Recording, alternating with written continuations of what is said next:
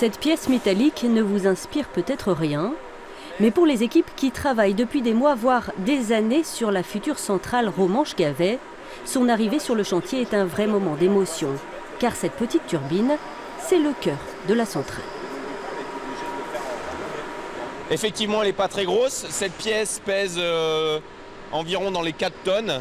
Et ce qu'il faut imaginer, c'est qu'elle va mettre en rotation environ 5 mètres au-dessus d'elle un rotor qui fait plus de 90 tonnes.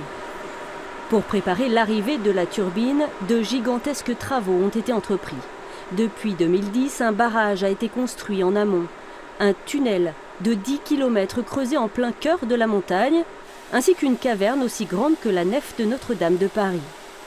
Tout était prêt pour la mise en place de la turbine. Tout, ou presque. On a un petit aléa aujourd'hui, les pions sont légèrement trop grands. Donc on va les réusiner tout simplement pour les rendre à la bonne cote et pouvoir monter notre roue probablement dans la fin de semaine. La précision est au dixième de millimètre. Et malgré les aléas inévitables pour un si gros chantier, les délais devraient être tenus.